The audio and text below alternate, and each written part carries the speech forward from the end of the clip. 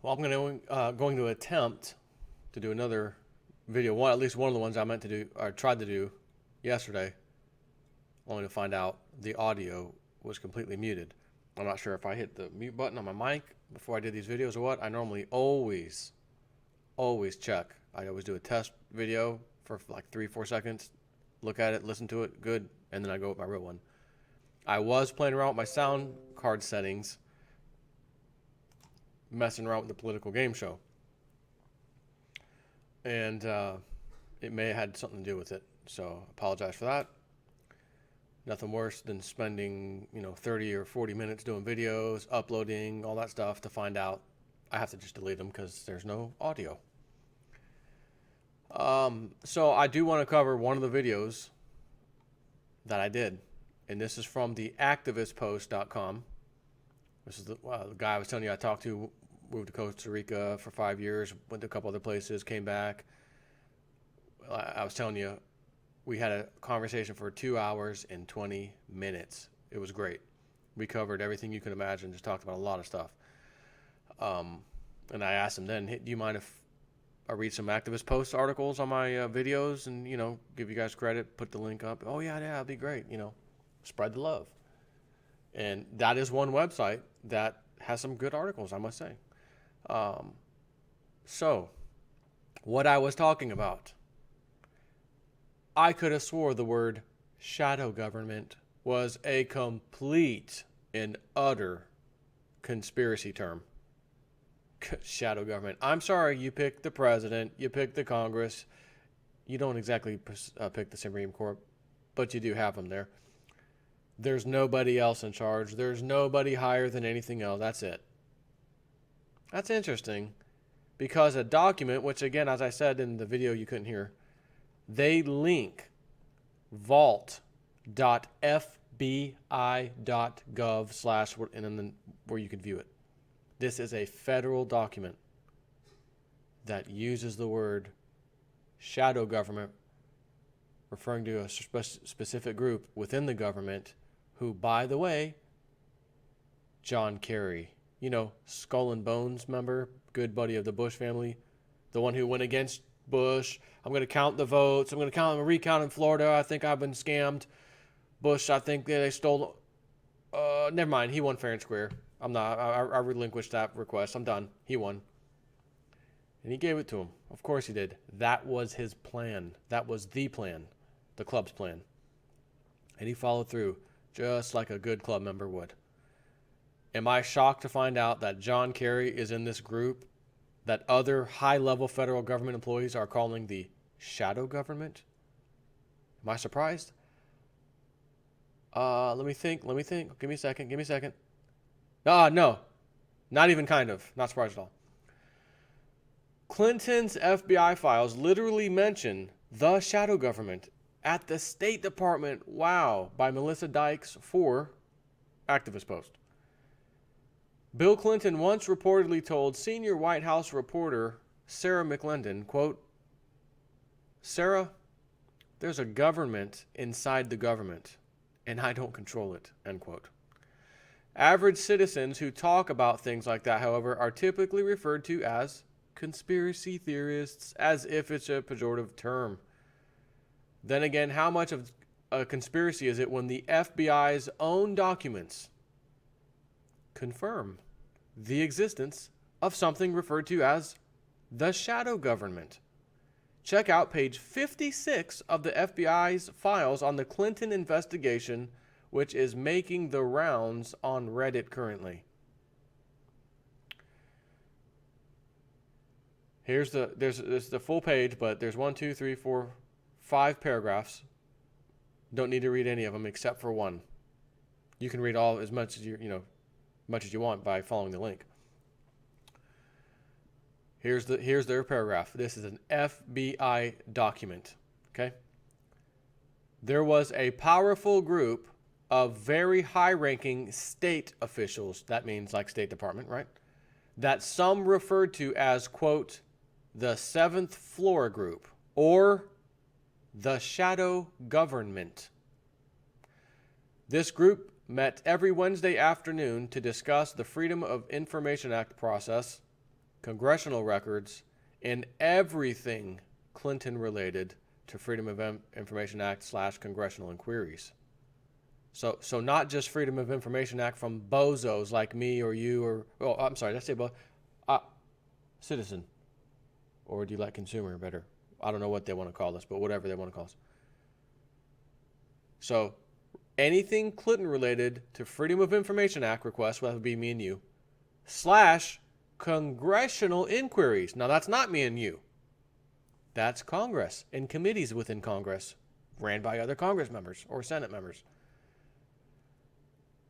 They're requesting things in the 7th floor group / shadow government group oversees all of it first before handing anything out.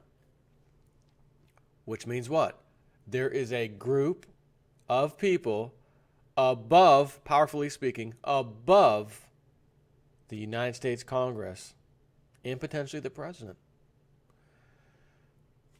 And to finish this paragraph, the known regular attendees included Jonathan Feiner, Chief of Staff of Secretary of State John Kerry, Jennifer Stout, Deputy Chief of Staff Heather Higginbottom, Deputy Secretary of State for Management and Resources Kennedy, Julia Fryfield, Assistant Secretary Legislative Affairs, redacted, Office of Legal Advisor, redacted, Office of the Legal Advisor overseeing states, redacted, and redacted. Interesting. So a powerful group of high-ranking state officials referred to as the shadow government. Really?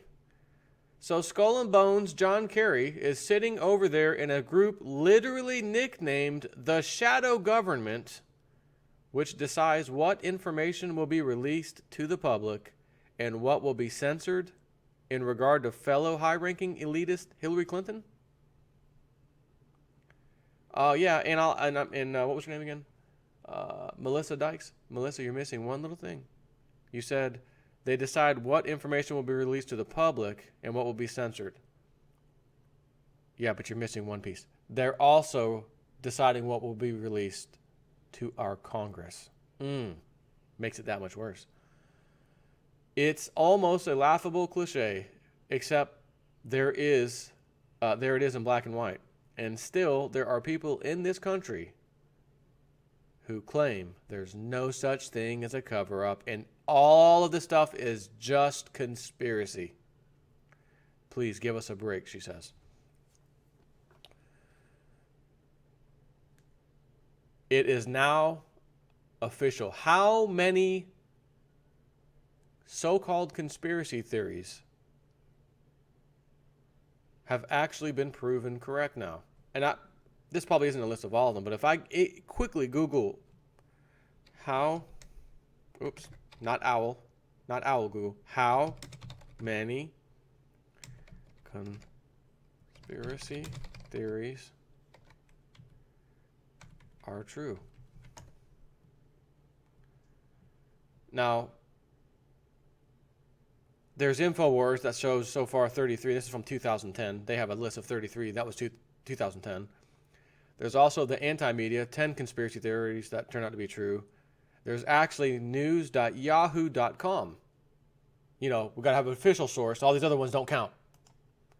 So even if there's 6, and that's all there is, that's still 6 that we were told were conspiracy theories that have been proven true.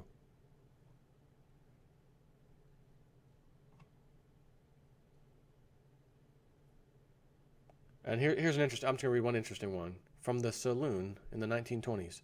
Conspiracy. That the U.S. government poisoned alcohol during Prohibition. Pfft. Give me a break. You think the government's going to hurt and harm its own citizens? Come on, absolute conspiracy. According to Slate, after Prohibition was introduced, methods of curtailing drinking became more extreme after people, unsurprisingly, continued and bootleggers made a fortune. The short story is that many were redistilling widely available industrial use alcohol. For years, toxic chemicals had been added to it to stop people from drinking it. but given it could be purified, the government acted to double the poisonous components. Also, according to Time, Seymour M. Lohman, Assistant Secretary of the Treasury in charge of prohibition, even said in 1927 that drunks were, quote, dying off fast from poison hooch, and a good job will have been done if America became sober because of it. Of course, people continue to drink, and around 700 people died through this poisoning until prohibition ceased in 1933. However, the people stopped dying from it. Oh, so conspiracy or not? That's one whatever. If I go to InfoWars, of course, she's got 33 right there. Got a list of 33. I'm not going to sit here and cover them all. Point being, if there was no such thing as a conspiracy ever being true, and to date, none of them were true, and this was the only one that came out today. Again, this links right to the FBI website. Not someone's blog. I got this. Nope. FBI.gov. A little FYI, you can't even create or go to GoDaddy or any registrar on the planet and say, I want, jsnip4.gov. You're not allowed. There's no way to do it. Only a government agency, in this case the U.S., is allowed to have .gov domains. So, FBI.gov, it's their site. And again, even if no other conspiracy theory has ever been proven true since forever, and this was the only one that just came out a matter of days ago, wait a minute, people talk about the shadow government of this group of people who's more powerful than our normal government.